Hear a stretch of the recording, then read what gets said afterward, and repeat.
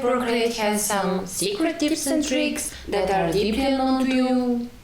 Yes, this is the same video but an updated version because Procreate had an update too in 2020. And we are talking about it today, in the end of 2021.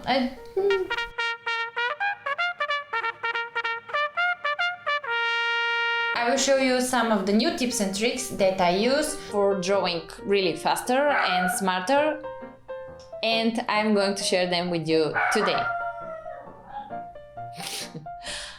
Stay tuned or keep watching.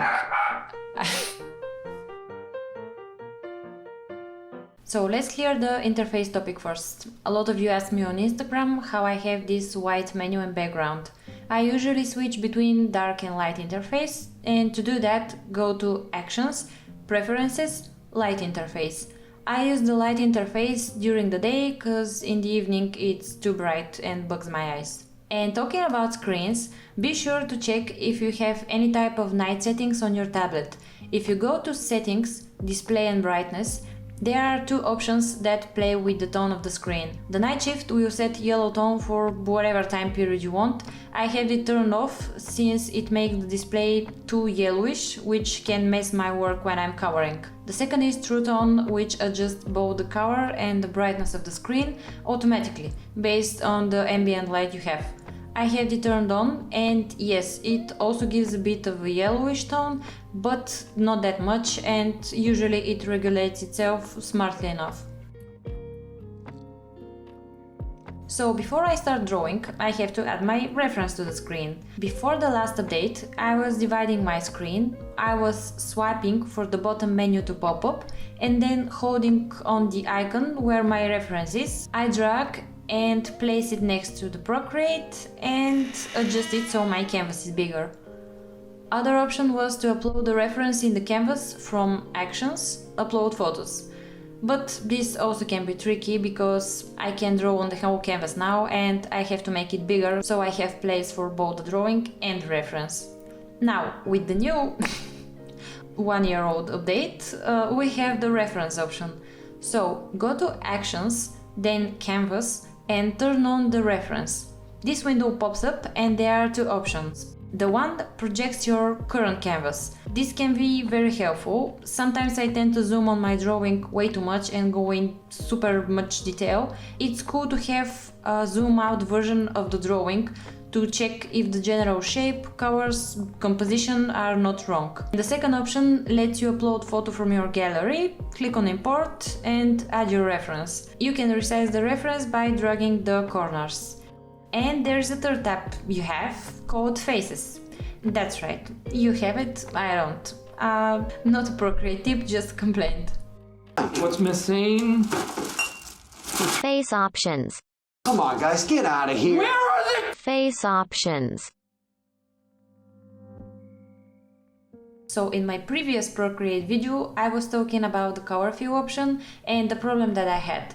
Every time I was dragging to fill my shape, there were some white edges inside the shape which were not filled. I had to manually draw over to fill them. And a comment by the user Hooligan helped me figure out the problem. So, for all of you that get this type of problem, which is maybe people who work with more texture brushes with rough edges. Once you drag a color to the shape you want filled, you have to slide left or right so that it covers all the shape. Above the canvas you see a percent level of the color fill, and 100% will fill the whole canvas. Drag until you find the perfect coverage for you. This type of problem doesn't appear when I use smoother brushes, but if you are coloring with something like the default pencil brush, like me, you will stumble across this a lot of times, and this is the way to fix it. Another cool option that I discovered pretty recently is that the color wheel is actually movable. When you're coloring your drawing and you make this left right motion all the time, this is for you. Just go to the color menu, pinch the top and drag your color palette to wherever you want. It's a little thing, but it saves you so much time with unnecessary opening and closing of tabs. Once you are ready with your covers, just close the window and it will go back to the original cover menu. And the cover menu has another pretty big major update, which I don't use that much, but it's too cool not to share. I'm drawing Squid Game's Seibyok. Korean people who just heard this, feel free to laugh at my pronunciation. Let's say I don't have these covers picked and I don't know, I want to keep it close to the original show. I will divide the screen, as I showed you before, and type in Google Squid Game. Oh yeah, I don't know with what update was that, but I can now write with my pen, which I don't use, and it's really annoying, I think. If I'm researching something in 2 p.m, you better believe my handwriting is not the best. At least when I'm typing, Google understands what I mean. I will pick reference that I want. Instead of downloading and importing, I would just tap and hold the photo and drag it inside the palette menu. The covers from the photo created a new cover palette which I can now use for my drawing. And if the covers are too much, I can tap and hold and the delete option will pop up. One more thing, if you use the cover harmony wheel, if you tap on the cover title, an additional menu will pop up. You can select from the different types of complementary cover schemes. I'm testing the new Procreate 5.2, so I'll be spinning some of the new updates that I'm gonna use. That poker face I got, so you know, I was very serious about making this video. Okay, when I go to the cover option in the palette menu, we now have tables, with also names of the covers. That's pretty neat. Sometimes it's more useful for me to see the covers not on the wheel, but side by side. And again, if you drag it, you can have it close when you're coloring. So yeah, you can pick or create your... I broke the table.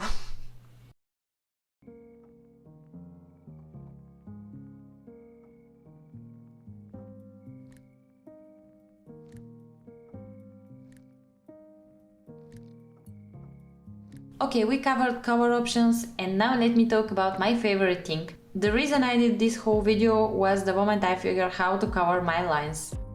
My art have these strong lines which I leave in my final design. The lines are almost always grayish or black, but I prefer to cover them similarly to the main base cover, only a few shades darker. Anyway, once upon a time I was cutting my line art and coloring the parts one by selecting the line or even creating new line art for each element over again. So listen up kids, no more of these shenanigans. Once you have your line art, duplicate it, because I always duplicate something before I began my weird experiment. Name it cover lines, blind spot cover, I don't know. Now I can draw over the whole layer like that. Cool, fine. We don't want that. We want to cover only the lines. So tap on the layer and from the pop-up menu tap Alpha Lock. And now I'm covering only the line. This is honestly so cool, it's borderline witchcraft. Now I will pick from the colors I use and change the tone to be a bit darker, but the saturation to be a bit higher. If I change only the tone, it may look more grayish, so I always pump up the saturation too.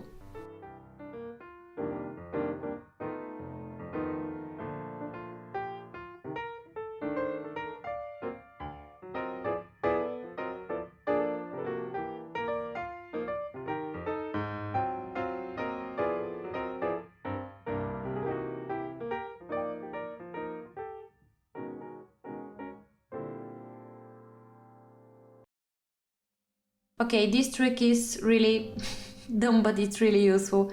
I stopped deleting objects from my drawing. I rather just select them and push them out of the canvas. So, for example, I want to draw a new nose. What I did before was select it and drag 3 fingers and pick up the cut option. But Procreate has so many options that include tap this, drag 2 fingers, drag 3 fingers in a ear, shake the tablet with one arm. Instead, I will select her nose and drag it out of the canvas. Unlike Photoshop, in Procreate, once your drawing is outside the canvas, it's over. And one day you're in, and the next day you're out.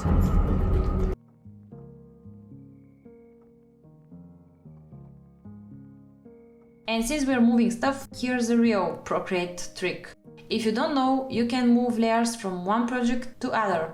Tap on the layer or layers you want, hold and click on the gallery, then while still holding the layer, click on the project you want, open it, and when you are in, drop the layer. And about layers, very often I can draw an unnecessary stroke, something like that. And when I zoom out, the f is this? And let me tell you, when I have many layers, it's quite a party to figure out where is this damn stroke. So Procreate has an option that helps you locate any layer. Go to Actions, Preferences, and then Gesture Control. From the menu, select option called Layer Select and set up the gesture with which you invoke it on screen, or pop it on screen, summon it, I don't know. But attention, when you pick gesture, be sure that it's not something you are using for other actions. So for this I have it set to this square thingy and the pencil. So once I'm on a drawing and I click the square and I hold the pencil on this annoying scribble, Procreate will locate the layer so I can delete it fast.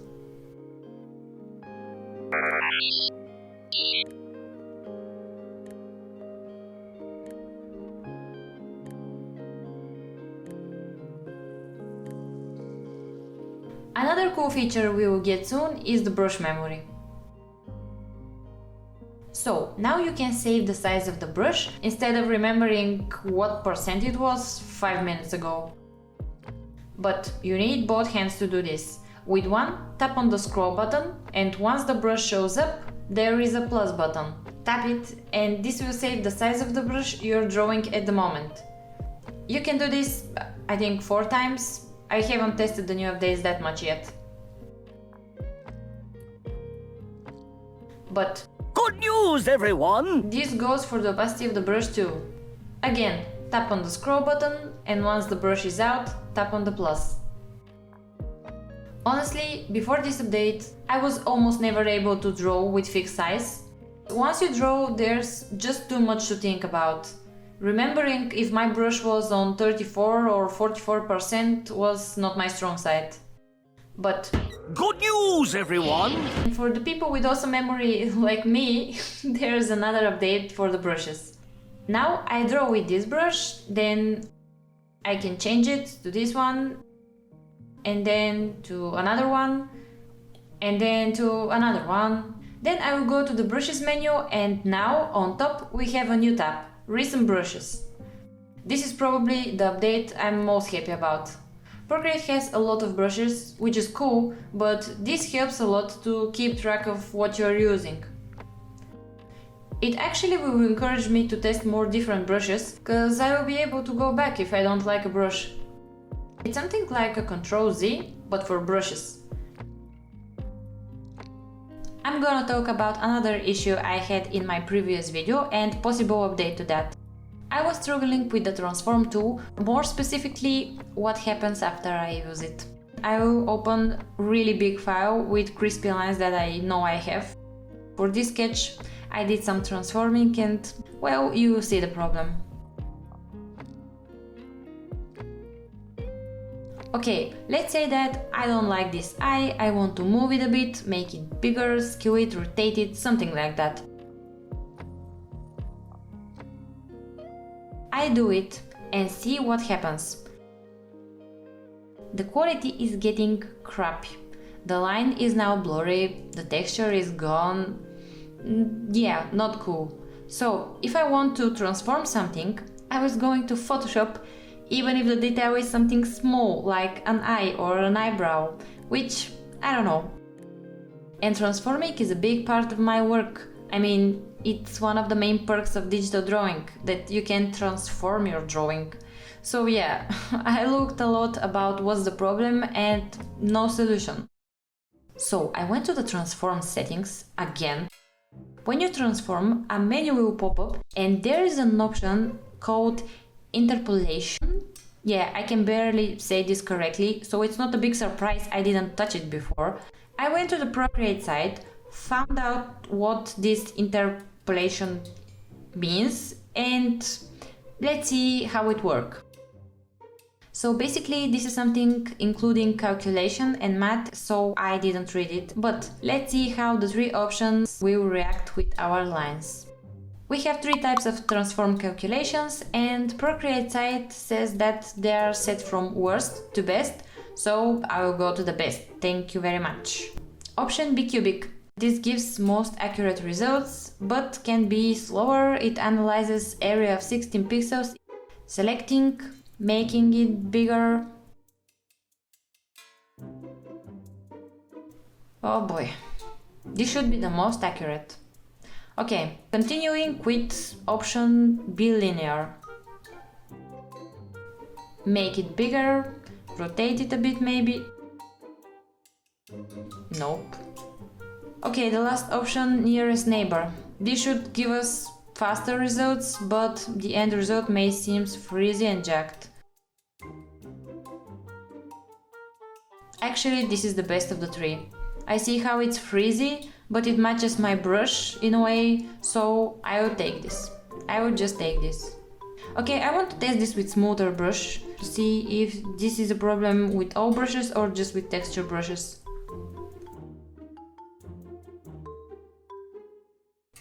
And I will... okay, I will test it with just a simple shape. I see how if you want solid shape and smooth edges, even the nearest neighbor is a problem. So I guess this is a question for all my graphic designers watching and using Procreate. Do you have this problem and how did you fix it? Is there some kind of witchcraft? I don't know. Tell me in the comments. Help us all. My tips and tricks video will end with a question and unsolved Procreate mystery. I guess yes. Thank you for watching and coming to my Procreate talk once more.